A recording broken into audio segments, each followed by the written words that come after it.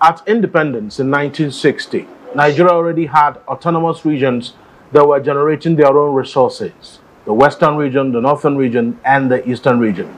These regions are ethnic nationalities developed at their own style, pace, and availability of resources. And then, since the first military incursion in Nigeria's politics, what has become the fate of the subnational units that were products of that military incursion? Some ethnic nationalities in Nigeria have been making a case for a constitution that reflects the equality of all stakeholders in the Nigerian project. Is a constitutional reconstruction of Nigeria possible? And who will champion this cause of making Nigeria a truly federal entity? This is the Eastern Eye. I am Alex Obodo. Welcome to the Eastern Eye here on Afia TV, a program that x-rays the political, social, and economic developments around us. The quest for true federalism is usually tied to issues of self-determination and the question of people's constitution.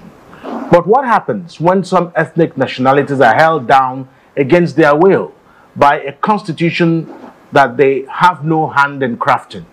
Joining me tonight on the Eastern Eye is Tony Nnadi, a legal practitioner, Secretary General of Lower Niger Congress, LNC, and co-convener of NINAS, Nigerian Indigenous Nationalities Alliance for Self-Determination.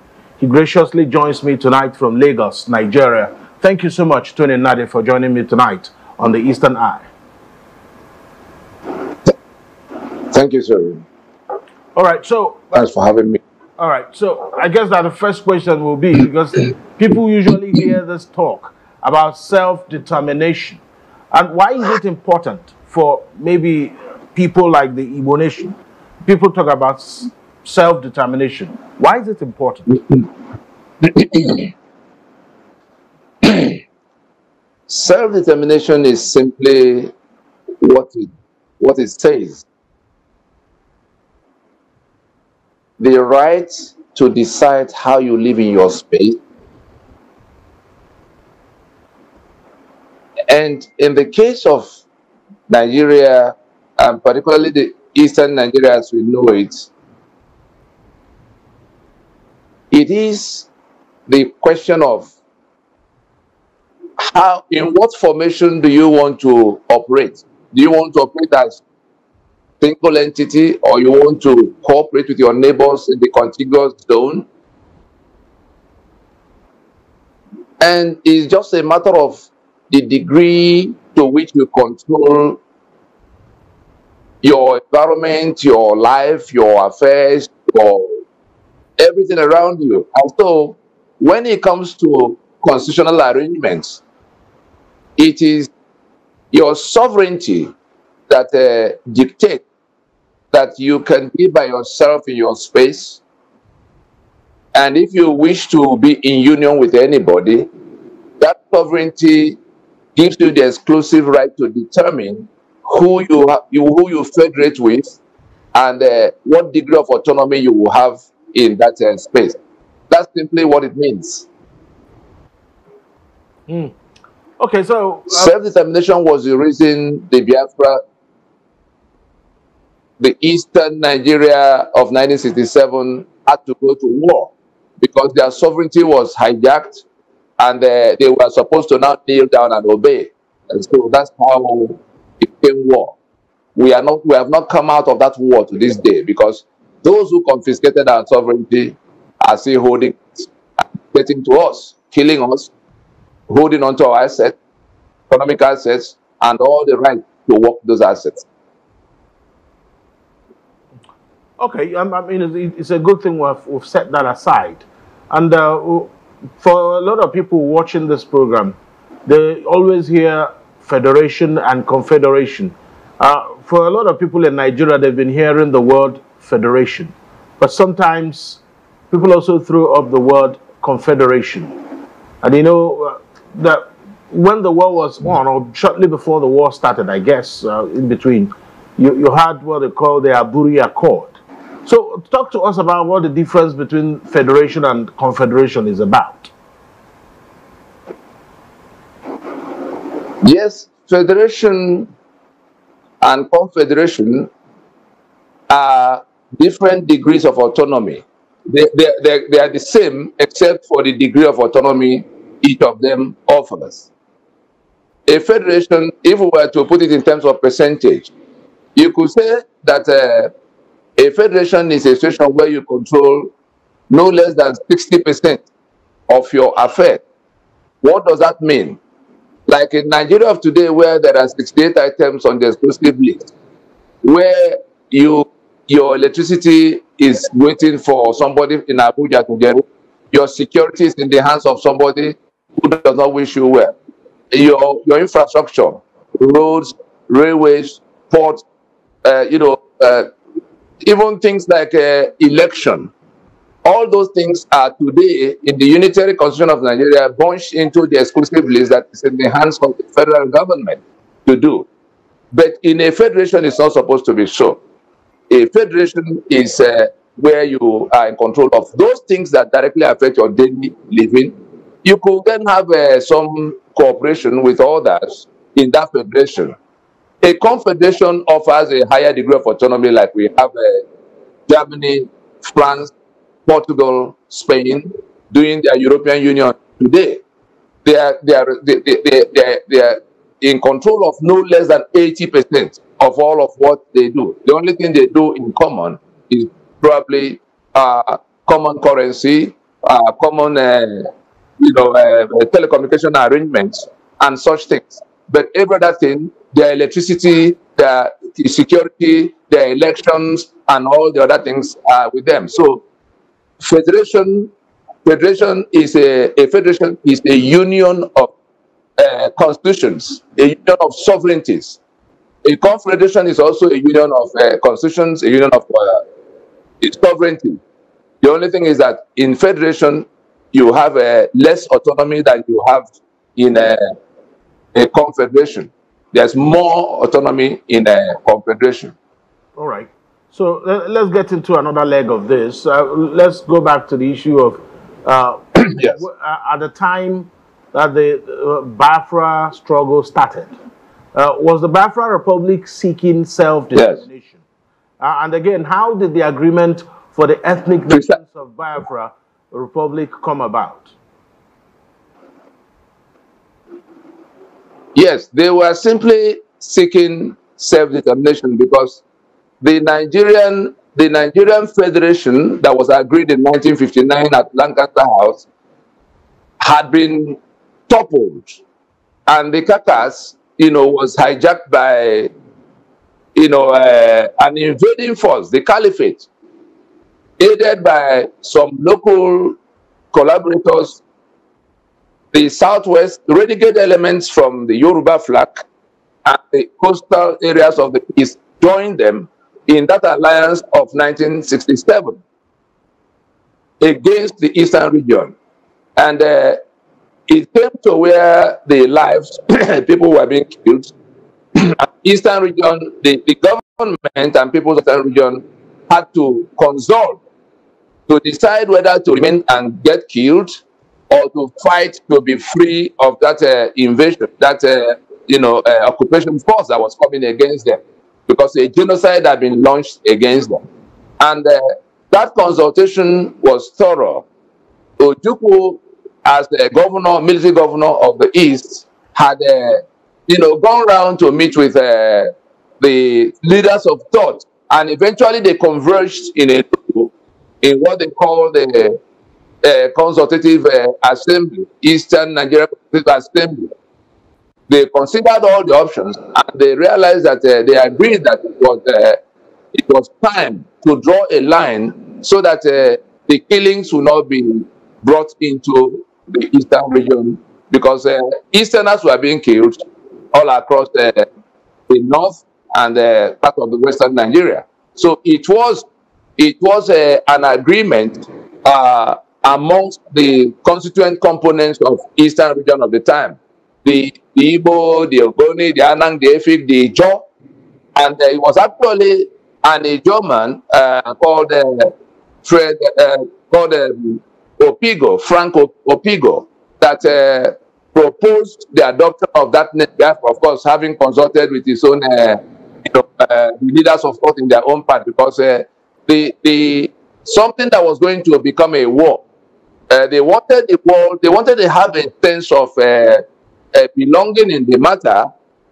That water that goes from Port Harcourt to Bonny and beyond, in the older maps, is called the Bight of Biafra. And so they wanted the world, Eastern region, wanted the world to know the part of the world where this mayhem was going on. And that was how they adopted the name Biafra for the, the republic they were going to declare of Eastern region of the time.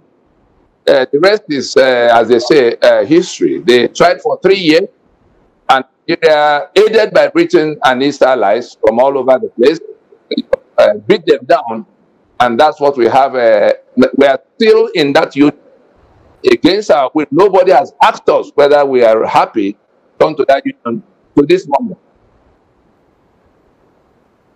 So, indeed, you've made the point that there was some kind of agreement within the space called the Eastern Nigeria at that time. So, let's move things along. Complete. It wasn't a casual agreement. Complete agreement. Complete agreement. They traveled round. In fact, Ojukwu, as governor, because he was the last quartermaster general of Nigerian army, he knew the equipment of war that Nigeria had. Ojukwu actually offered the riverine territory, the ones who are deep into water, away from where Enugu could effectively protect them without a navy. Okay. They were told, they were asked to accept being cut out from Eastern region so that they are not exposed to the Navy of Nigeria. They rejected it. They said when the killings began in July of 1966, that they were killed equally. They were killed everywhere along with Igbo. And therefore, if it has become war, if it will become a fight, that they are going to stand where everybody else stands, where the Igbo stand in that affair. The same thing with the Anang and Efi. Philip Effiong was Anang. And so it was a very complete consultation. Anybody who tells you anything else is making it up. The records are there. Okay. All right, perfect. So why is it that today Igbo nation and other indigenous ethnic nations or nationalities don't have self-determination? They lost their self-determination based from that war. And the sequence was that the constitutions that brought us together as a federation in 1959, that's the independence constitution of 1960, because it was agreed in Lancaster House. It was discussed for 10 years and concluded in Lancaster House in 1959.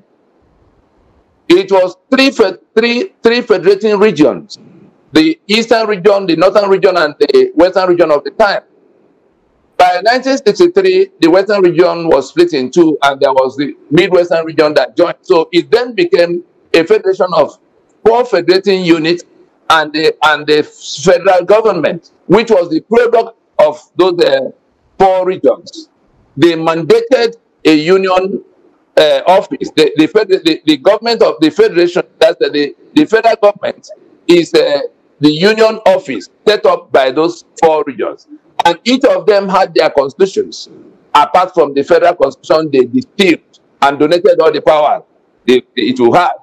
And so it was the military incursion of 1966 that toppled those 5 constitutions. And from that point, particularly from the May 27th of 1967, when Lieutenant Colonel Yakubu Gowon announced the fact of the 4 regions into 12 states. Progressively from that point, a unitary constitutional arrangement, that is one constitution for this whole territory, got imposed. By the time the war ended, they carried it forward by 1979. They codified it into what became the constitution. By then, they had split into, from 12 states, we went to 19 states, to 24, to 30, and 36 that we have now. They even broke local governments that they created, indiscriminately, 704 in all, to put into the constitution. So all the autonomy, all the self-determination that came with the arrangement we had at the beginning have been washed away completely. And so the federal government that is supposed to be a union office became the owner of our sovereignty. And this constitution you see here is the mechanism by which they are holding on to it to this day. They did forward in 1999, what they did in 1979, with no reference to the owners of the sovereignty, including the Igbo. All right. So how can we continue on this journey to self-determination?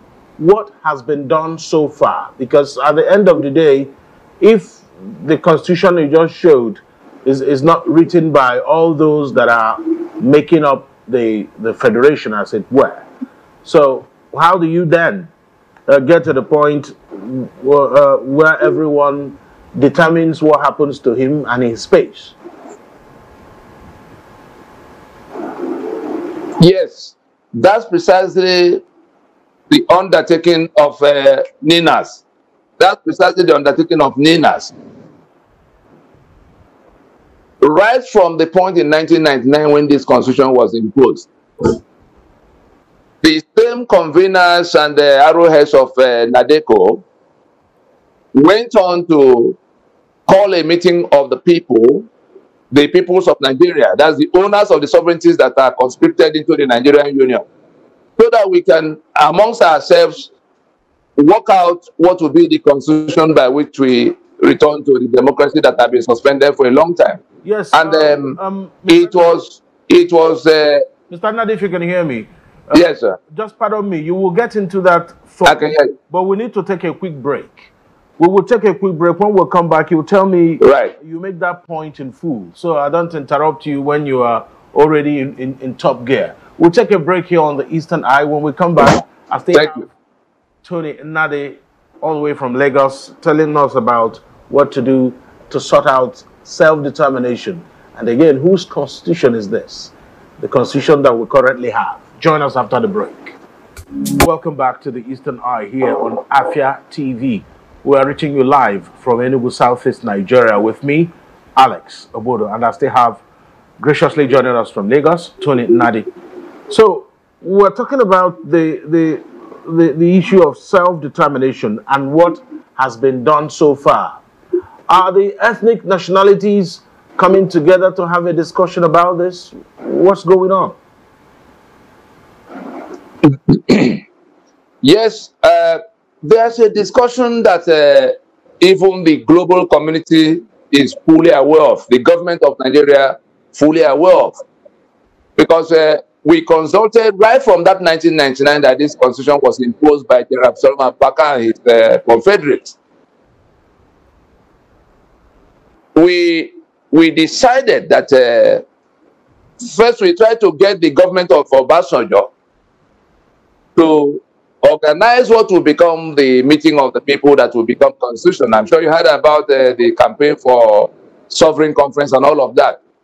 When after 5 years, the government refused, in about 2004, by then the consultations had come to the point where we now said to the government that the sovereignty belongs to the peoples of Nigeria exclusively, and even by the admission of their constitution as section 14 2A, section 14 subsection 2A, and I'm going to quote it. It says, sovereignty belongs to the peoples of Nigeria, from whom government through this constitution derives all its powers and authority. End of quote. Now, that tells you that sovereignty belongs to the Igbo, to the Ijo, to the Yoruba, to the Anang, to the Efik, to the Chief, to the Birom. It is only on account of that sovereignty that they are able to make out a union agreement that is then called constitution, that will set in place what will become the boundaries, the government, the powers of the three arms, the relationship with the federating unit and the citizen. It is the exclusive preserve of the constituent component, the sovereign peoples of Nigeria, to make the constitution, the union agreement. And so when Obasanjo's government, refused to listen to that, we had consulted, and we then called a meeting of the owner to say, our quarrel is not with the government at all. That the owners of Nigeria, who are suffering from the unitary arrangements that have been imposed by the military, are the ones who have to decide. And that was what became PRONACO. I'm sure many of the listeners today will remember that there was a sovereign conference of the peoples of Nigeria called PRONACO, Pro-National Conference Organizations, convened in 2005, 2006. We had 164 ethnic delegations that start for 2 years, sitting in Lagos at plenary, sitting in Port Harcourt, sitting in Enugu at plenary, sitting in Jos, sitting in Kano, and coming back to conclude in Lagos.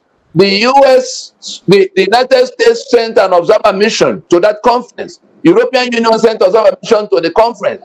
There was no ethnic nationality that was left out.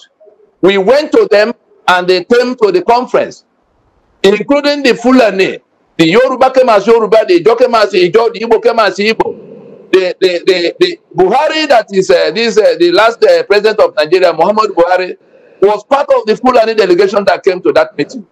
The current Sultan of Sokoto, Syed Abubakar, he was in the army at the time.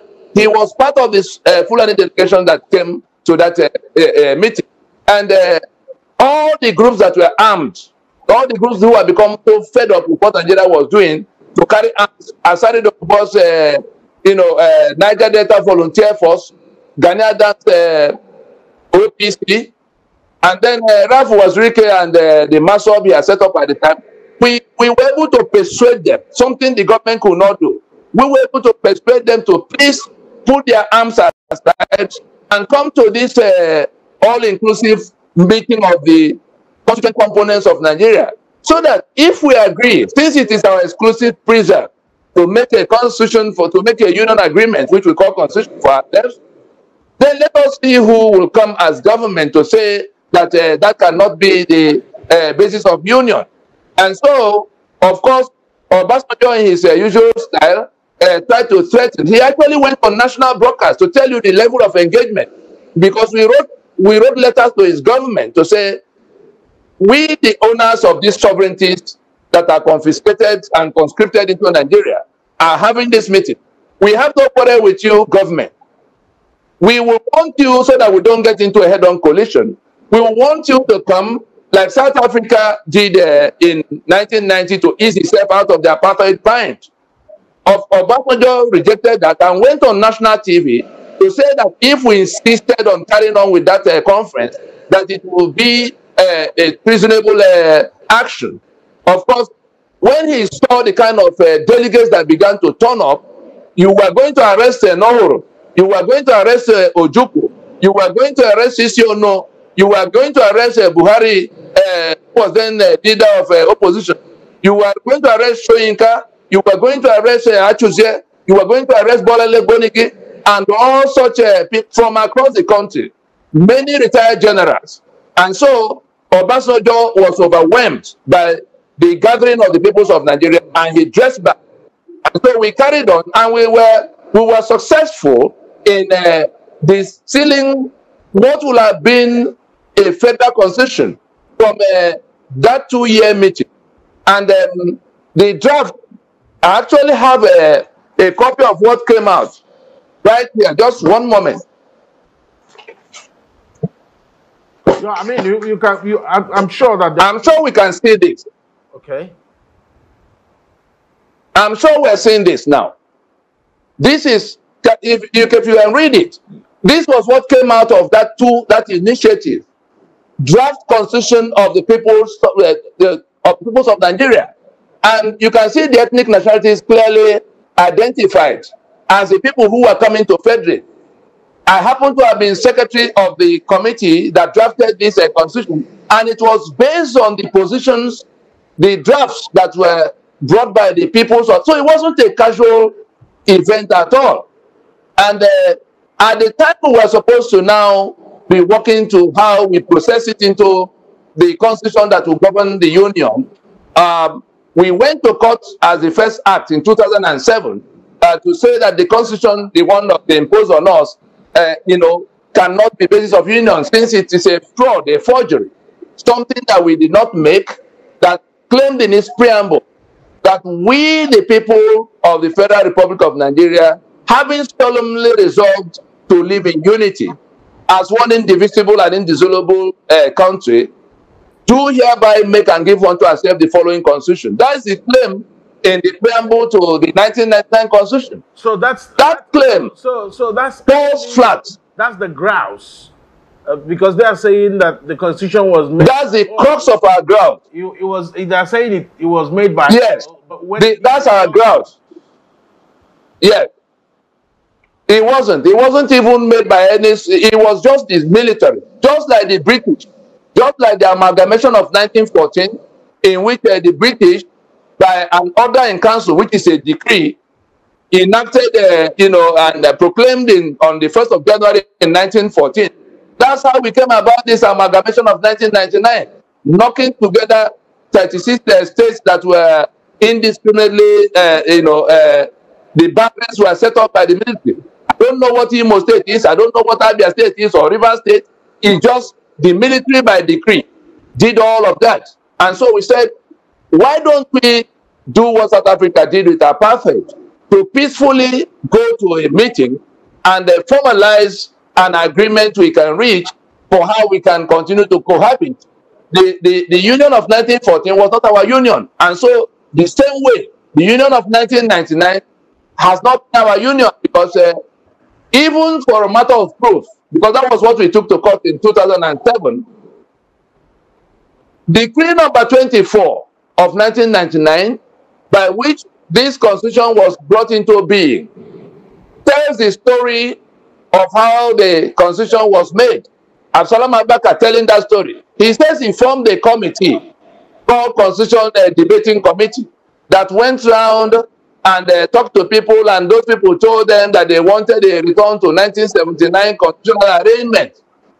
And therefore, the Supreme Military Council of the time, reviewing that report, has now removed what was bad, added what was good, and the balance to be called the 1999 Constitution. There was also an instruction in that decree number 24 of 1999 that that decree will not be printed along with the body of the report, the schedule. The schedule is what became the Constitution. Now, by error, they printed that decree number 24 into the Constitution that Nigeria has. That was what they gazetted. That's what all the embassies have today. And so, that decree number 24 is the proof of the falsehood of that preamble. And that preamble is the signature, your signature and my signature, giving life to this constitution that makes us slaves in our land. And what NINAS has set out to do is to peacefully wind up the operation of that constitution, because that is what is responsible for all of whatever we are complaining about in Nigeria today. Whether it is insecurity, or the corruption we see, or the infrastructure that is zero, or the election we see, or the electricity we do not have, everything you can point to. I will show you the section of this constitution that is responsible for it. And nothing is going to change in Nigeria under this constitution. Nothing that we complain about is going to go away. The insecurity we see is because the arms and ammunitions are on the exclusive list. The corruption we see is that the constitution creates avenues for corruption and comprehensively protects the beneficiaries of grand corruption in black and white by the immunity it gives them. That constitution absolves the government of responsibility toward the citizen. And so, if the government does not owe you any obligation, and the spare key to the treasury is in the hands of the heads of the executive branch, because that's how they drafted the appropriation provisions. The governor of your state can take all the money in the treasury without reference to anybody. That is the doing of the constitution. The president of Nigeria can take all the money in the treasury with reference to nobody at all, including the National Assembly. That is what is in black and white. And both of them, the governors, the president, have absolute immunity in section 308. So if they don't owe you obligation, and they have the spare key to the treasury, and they have immunity so that you can't question them what they do. At what point are you going to get anything from them? That is why Nigeria is where it is. On all fronts, anybody who tells you it is leadership that is the problem, ask him how come we are having this kind of leadership. You saw the kind of election we had the last time. So these are the things that, these are the things that NINAS have taken the trouble to dissect one after the other, consulting all of those who are, trapped in that union of death. And we have a consensus against that constitution. We also have a consensus against those who imposed it on us. If you look closely at the map behind me, you will see that we agreed to be a federation and a secular union at independence. We are no longer a federation today because those 5 constitutions that defined our federation were toppled since 1966. And it's been a union at gunpoint for everybody, apart from those who imposed it. And for those who imposed it, you remember there's the Sharia that was imposed in year 2000. Before year 2000, you remember that there was a jihad by which Uthman Danfodio and co came to the northern part, Sokoto and beyond, from what you see in that map. And so it is that imposition of Sharia that came to compound the toppling of our federal foundation. So we have 2 preliminary objections now, that we are no longer a federation and we are no longer a secular state, because a section of the country, 12 contiguous states like you can see, had simultaneously imposed Sharia. Okay. And so we say, if it is no longer a federation, it's no longer a union of sanctity of life, it's no longer a union of equality of, because Sharia, obligates the adherents to kill the rest as infidels. All right.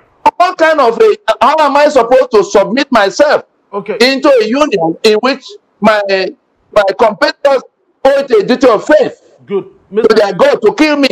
Because that is what Sharia is, no matter how we try to paint it. Yes, and then feudalism, in which they say all men are not born equal. Those are the things that resolve now, if we are to remain in it. Yes, Mr. Nadi, we'll take another break here on the Eastern Eye. When we come back, we will delve into the Aladema epistle. And you tell us exactly what that Aladema epistle is about and how it is part of the NINAS proposition. Stay with us here on the Eastern Eye. Welcome back to the Eastern Eye here on Afia TV. We are reaching you live from Enugu, Southeast Nigeria. The Eastern Eye, of course, is a program that x-rays the political, social, and economic developments around us. So, Mr. Nadi, let's talk about the Aladema epistle. It's a lengthy, breathtaking, thought-provoking piece. So, how is it part of the NINAS proposition? That is actually the foundation upon which everything you see today was built. The beginning of this entire undertaking was where, in the Igbo space, things had gone so very bad. And Ralph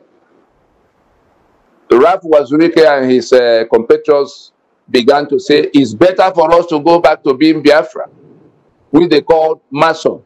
And it was becoming very rowdy. In the other parts of the country, there were also, such movements. The Jaw were fighting, the Yoruba were fighting, the Middle Belt being beheaded. And so we pulled back from that commotion, going from what we learned in Nadeko about what went wrong with Nigeria. We said, okay, let us even get to the root of the matter. We went into research all the way to the British archives to find out what they put into that foundation upon which we have been struggling to build. And it was what we found there that we decided, we came to the realization that it was the constitutional arrangements that they imposed from beginning, which they managed to reinforce in the mid-60s in the war that they levied against us, the Igbo, that became the constitution that now tied us, to the ground, with our hands to the back. And so, how will we reverse the Igbo situation? And when I say we, these things were being done in consultation with the Ojukwu that led the war of the Biafra time. This was being done in consultation with individuals like patriots like Ndubisi Kanu, Admiral Godwin Ndubisi Kanu. This was being done with participation of patriots, CC Ono, and a whole lot of them like that. And we worked quietly on account of the character of Nigeria and their British sponsors. We decided to work quietly in the period of consultations, building alliances with our neighbors, because we realized that if the Igbo attempted to go alone to solve the problem they were seeing, they will be isolated once again by the rest of the country.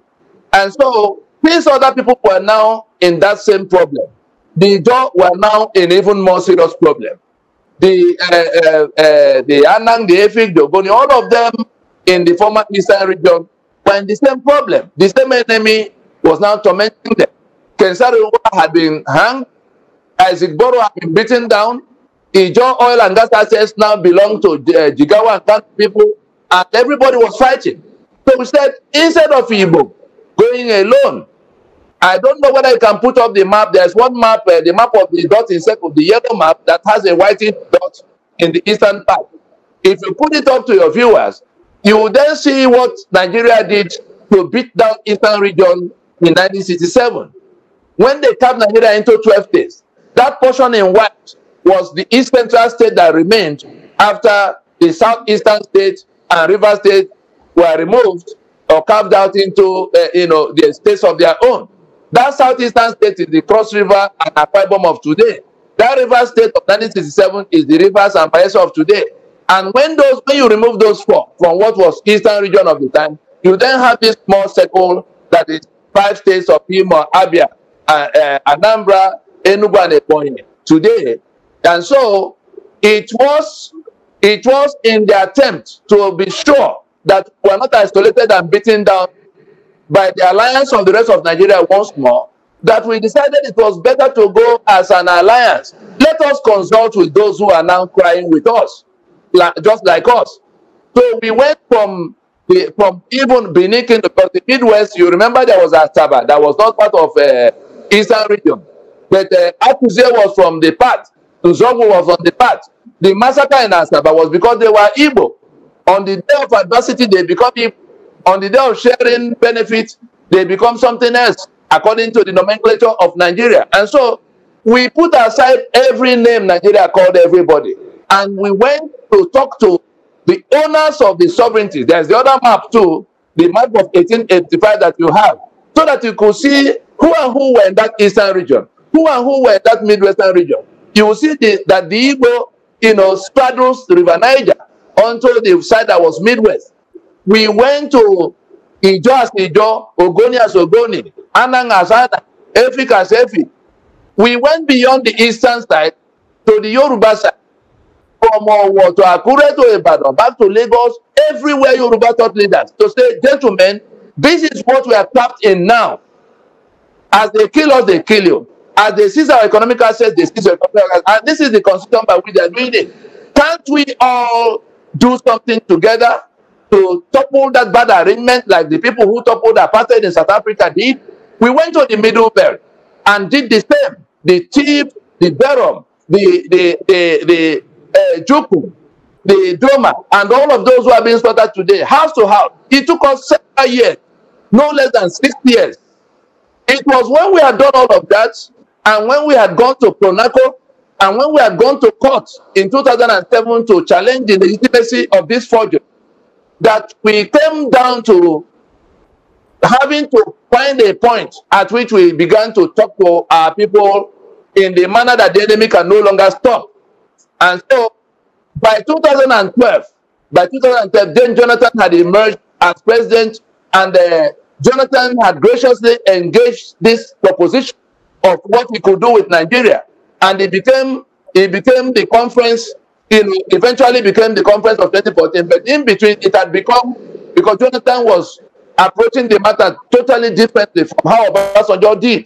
And so we felt that the time had come to inform our own people, having engaged them quietly across Aba, Onitsha, Nnewi, everywhere, house to house. So that Aladima epistle was a formal communication to the Igbo worldwide, intimating them of this, framework of a reversal of our situation, so that they could openly come along like others were coming along, And so that's how it came. 2012, we actually not only publicized it, we published it in national dailies. If people were if anybody will research now, we published it in Sun newspaper particularly, so that the people will read it. And so what is in that Aladima is the whole story of how the British came here, and how we became Nigeria, and how it collapsed in the mid-60s, and how Nigeria now imposed this bad arrangement, and what we could do about everything you see in that Aladima is what the other components of constituent components of Nigeria eventually began to adopt. The Yoruba adopted it, the Niger Delta adopted it, the Middle Belt adopted it as something we could do together, since it's only one group of people that are tormenting all of us, yes, killing people everywhere. Yes, Mr. Nadi, we have about 2 minutes to go, and I can tell for sure this is not the last time we will be talking about this. We'll have many more outings of this, but I'll ask you to tell us in about 2 minutes how you intend to put this across. With everything Nigeria is going through currently, how will you put this across? Who are your contact points in government? Because obviously all this you are talking about will not see the light of day if you don't get a buy-in of the government. I can assure you, and you can research it, the constitutional force majeure that was declared by the collectivity of these nationalities, Nigerian Indigenous Nationalities Alliance for Self-Determination, on the 16th of December in 2020, was a formal proposition placed on the table for the government of the Federation of Nigeria and all its constituent components, and to the international community, the stakeholder community in the international circuit, to say Nigeria will go up in smoke. It doesn't matter how anybody interprets it. The owners of Nigeria are being tormented, being killed in the numbers we see. They've been rendered, they have been impoverished because their economic assets have been hijacked by a monster. And that proposition, we published it in Guardian newspaper, 4 pages, on the 20th of January in 2021. It is still sitting there. The 20th of January edition of Guardian newspaper has it. We served it on all the diplomatic missions in Nigeria and the UN Security Council and the UN Trusteeship Council. Therefore, what we are saying in it, because it is a misconception. I'm a lawyer, not just a lawyer. I'm a lawyer with specialty in that area of law that has to do with constitution making. The business of constitution making is not for the government. It's not for the National Assembly. It is beyond their mandate. It's like saying that the management of a company will now write the memo and articles of that company. The owners of the enterprise called Nigeria are the constituent components that own the sovereignties that are consolidated. And so we have placed this proposition before the government and the peoples of Nigeria formally. And I can tell you that they have a limited time. Since that 2020, we advised against going to election of 2023 under the 1999 Constitution. They have gone to that election. You can see the outcome. The power to make constitution is exclusive to the peoples of Nigeria, not even the government, not even the Supreme Court. You know what, Mr. And so they have a choice. They have a choice to come forward so that we can go to transition. That's what we're waiting for now. If they don't come, the owners of the sovereignty will act unilaterally. We are totally out of time for this episode Of course, there will be regular Right. outings. You have regular outings here so we can thrash out some of the issues arising from this discussion. And I have to thank you so much. Thank Tony you. Nadi is a legal practitioner and Secretary General of the Lower Niger Congress, LNC, and the co-convener of NINAS. That is the Nigerian Indigenous Nationalities Alliance for Self-Determination. Thank you so much for your perspectives on the Eastern Eye tonight. Thank you for having me.